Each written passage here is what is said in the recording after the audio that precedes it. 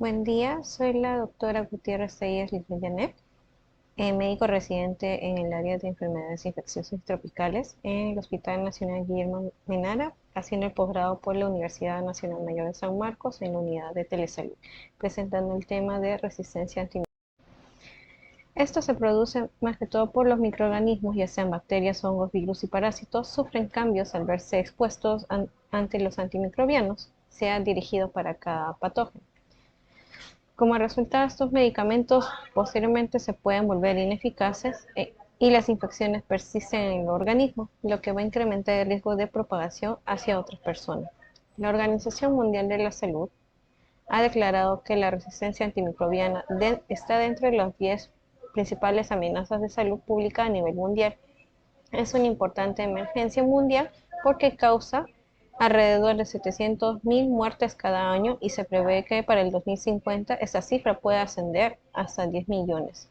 En la pandemia por COVID-19, la resistencia antimicrobiana está avanzando, impulsado por el aumento del uso indiscriminado de antibióticos para algún tratamiento en específico, por lo que se debe priorizar las iniciativas para su contención. Por ser un problema de epidemiología compleja, requiere un enfoque multisectorial introduciendo políticas de una salud o One Health, porque estos antibióticos utilizados para tratar diversas enfermedades infecciosas también se ha visto cierta resistencia en animales, ¿no? En las cuales también estos antibióticos han sido utilizados en humanos, ¿no? Y esto abarca también el medio ambiente por ser vínculo entre humanos y animales.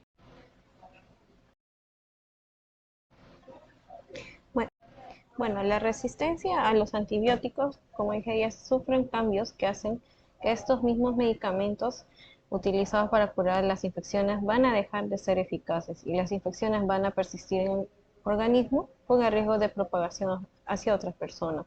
Este fenómeno va a ser muy preocupante porque las infecciones por microorganismos resistentes pueden causar la muerte, transmitirse a otras personas y generar grandes costos para los pacientes y la sociedad. La importancia de la resistencia antimicrobiana es, como dije, es uno de los problemas de salud pública más apremiantes del mundo y las bacterias resistentes a estos antibióticos frecuentemente son más difíciles de matar y más caras de tratar. En algunos casos, en las infecciones resistentes, los antibióticos pueden llevar a la discapacidad grave o incluso hasta la muerte. Y están surgiendo y extendiéndose nuevos mecanismos de resistencia en todo el mundo, lo que está amenazando la capacidad para tratar enfermedades infecciosas comunes, prolongando su tiempo, causando la discapacidad y la muerte. ¿Por qué las bacterias se están volviendo resistentes a los antibióticos? Esto se debe a un uso excesivo e indebido de los antibióticos porque promueven el desarrollo de bacterias resistentes, ¿no?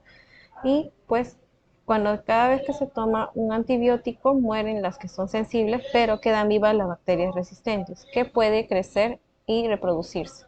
Los antibióticos no son eficaces contra las infecciones virales, sea resfriado común, influenza, mayoría de los dolores de garganta, bronquitis e infecciones sinusales y del oído. Entonces, el uso extenso de estos antibióticos para esas enfermedades es un ejemplo de cómo un uso excesivo puede promover a la propagación de resistencia a los antibióticos. Acá podemos observar que en el 2014 ya se predecía una mortalidad por 10.000 personas, ¿no? Y podemos ver que en América Latina se veía el número de muertes en un aproximado de 392.000, en América en 317.000, Europa en 390.000, ¿no? Y bueno, la causa de muerte atribuible para el año 2050 se estima que 10 millones de personas van a ser afectadas como causa de muerte por resistencia antimicrobiana, mientras que se va a ver a comparación en el tema del cáncer con una tasa de mortalidad, ¿no? En 8.2 millones de personas y con otras enfermedades infectocontagiosas. Entonces acá repetimos también la causa de la resistencia a antibióticos y acá hacemos mención del uso excesivo de antibióticos en la cría de ganado y pescado. ¿no? También el control inadecuado de las infecciones en los hospitales y en las clínicas. Un ejemplo, bueno, ¿de qué manera las bacterias se vuelven resistentes a los antibióticos? Algunas bacterias pueden neutralizar a un antibiótico al convertirlo en inofensivo. Otras van a desplazar el antibiótico fuera de las bacterias antes de que se tenga la oportunidad de que se pueda actuar o que haga efecto la medicina. En algunas pueden cambiar su estructura exterior para que el antibiótico no pueda unirse a las bacterias que está destinado a matar. Entonces, lo que sucede posteriormente que después de exponerse a los antibióticos pueden sobrevivir algunas bacterias porque encuentran la forma de resistirlo.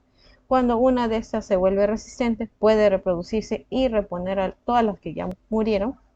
Y la exposición a los antibióticos proporciona presión selectiva. Esto implica que las bacterias sobrevivientes tengan más probabilidades de ser resistentes. Y también pueden volverse resistentes a través de una mutación de su material genético. Y esas bacterias resistentes entran por el inodoro en el agua. Se van a distribuir del agua corriente, puede haber la deficiencia en el control de infecciones por el saneamiento, ¿no? Y posteriormente, bueno, esto lo consumimos en alimentos con bacterias resistentes y también se transporta en los alimentos. ¿Y por qué la importancia sobre el tratamiento en las crías de ganado? Porque el estiércol que es usado como abono para la agricultura va a propagar también las bacterias resistentes. El uso inadecuado de estos antimicrobianos en los animales y plantas pueden ocasionar también las bacterias resistentes, ¿no? Y bueno, hablábamos de una salud o One Health, que es un concepto que es interdisciplinario, ¿no? Entre la salud humana, animal y medio ambiente, que es usado para prevenir y controlar la resistencia de antibióticos y en control de la zoonosis para garantizar la inocuidad de los alimentos. Entonces, este enfoque está para control de zoonosis y resistencia de antibióticos. En la atención de salud, tenemos que en el primer trimestre del 2021, que es lo que se registra en el CDC, es el último control actualizado, se notificó más de 6.167 casos, ¿no? Una cifra que duplicó e incluso hasta triplicó lo que se había registrado en años anteriores durante el 2019 y 2020. Entonces también se puede evidenciar en el siguiente cuadro, ¿no? Que esta distribución de casos durante el 2005 hasta el 2021 se vio que más de la mitad, del 55% de estos casos durante el primer semestre del 2021 corresponden a neumonías asociadas a ventilación. Las tasas, como podemos ver en diferentes servicios, sobre todo podemos ver en unidades de cuidados intensivos en adultos, las infecciones se daban del torrente sanguíneo, ¿no? Por colocación de catéter venoso central, infecciones del tracto urinario y las neumonías asociadas al ventilador mecánico. Y pues se pudo revisar que ciertas características presentaban tanto en los servicios de UCI, UCIN, ¿no? En pacientes jóvenes, adultos mayores, ¿no? Y se puede ver que infección del tracto del torrente sanguíneo se presenta en mayor frecuencia en adultos, y en hitos y en neumonías también. Y los factores de riesgo, ya sea por la colocación de algún dispositivo invadidos para los pacientes, ¿no? Sean CBC. Y los agentes causales son los múltiples y usualmente la flora existente dentro del hospital, ya sea los tipos Acinetobacter baumannii, Pseudomonas aeruginosa o Klebsiella pneumoniae, entre otros. Y también tenemos que hubo brotes, ¿no? De estas infecciones, sobre todo a nivel de Lima, también a nivel del Callao. Y ese incremento de uso de antimicrobianos durante la pandemia, se revisó un caso que se hizo estudio en el Hospital Nacional Edgardo Rebagliati en el 2020, de lo cual nos informa que los pacientes mayores de 18 años que presentaban síntomas respiratorios con diagnóstico de COVID entre mayo y junio del 2020. Anteriormente ya habían recibido tratamiento con acitromicina, ivermectina, hidroxicloroquina e incluso combinaciones, y que durante su hospitalización, debido a esta directiva, sin evidencia clara, obviamente, recibieron esos tratamientos, ¿no? Y que el 96.2% recibió antibióticos durante la hospitalización, ya sea ceftriaxona, piperacillinato subactam, meropenem y vancomicina.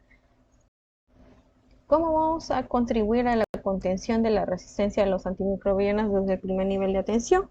Siendo como persona parte de la población, yo tengo, podríamos reconocer, ¿no? Conociendo el perfil epidemiológico de la localidad, conociendo el perfil microbiológico y de la resistencia antibiótica de las enfermedades endémicas, conociendo sobre todo las guías basadas en evidencias y sensibilizando a la población, ¿no? En los riesgos y peligros de la automedicación y el abuso de antimicrobianos, haciendo la promoción y prevención de la salud. Esto es importante como personal eh, de primera línea, ¿no? Podamos siempre estar actualizados y siempre ver el mapa microbiológico que tengamos en nuestros centros de salud o hospitales. Entonces, como yo como persona, ¿no? natural, ¿qué es lo que podría hacer para evitar esa resistencia antimicrobiana? ¿No? Siempre tengo que comunicar a mi personal de salud, sea médico, obstetriz, obstetra, o personal de odontología, enfermeros, ¿no? Sobre nuestra preocupación sobre la resistencia a antibióticos, ¿no? Y las medidas que se puede tomar en caso no se deba usar antibióticos, ya que si tengo un resfriado, una influenza y en la mayoría de los casos de dolor de garganta, tos y bronquitis o presentando sinusitis o otitis. Entonces siempre hay que tomar el antibiótico como se indica. Hay que desechar lo que es el medicamento restante. Nunca hay que saltarse las dosis ni hay que dejar de tomar el antibiótico como esté prescrito. No se debe tomar los antibióticos para una infección viral. No se debe presionar al personal de salud para que nos receten los antibióticos, tampoco guardarlos y no tomar cuando no estén indicados, o sea, por otra. Entonces, ¿cómo pueden ayudar los profesionales de salud evitando la propagación de la resistencia a los antibióticos? Deben saber y tener criterio a la hora de recetar un antibiótico solamente cuando sea necesario, siempre en beneficio del paciente. Recetar los antibióticos específicos para cierta infección, de punto de partida sea ¿no? Respiratorio, urinario, gastrointestinal, ¿no? Y dar las indicaciones concisas y claras siempre. Promover a que los demás profesionales, a los colegas, sepan dar un uso adecuado a los antibióticos y siempre estar capacitándose y recibir actualización sobre las últimas guías basadas en evidencia, ¿no? En la práctica clínica con nuestros pacientes y también viendo en contexto nuestra realidad. Y bueno, la resistencia a los antimicrobianos es un problema de la salud pública, generando interacciones entre la salud humana, salud animal y medio ambiente. Esto conlleva un enfoque multisectorial y multidisciplinario. El aumento de la demanda de cuidados críticos y otros servicios de hospitalización ha aumentado las infecciones atribuidas a servicios de salud, los brotes nosocomiales y la resistencia a antimicrobianos, ¿no? Por lo cual hubo un aumento del uso de antimicrobianos.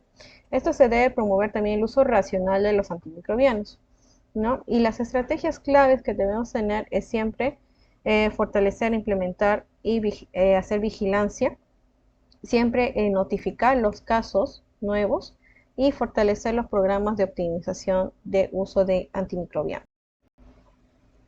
Bueno, eso sería todo. Muchas gracias.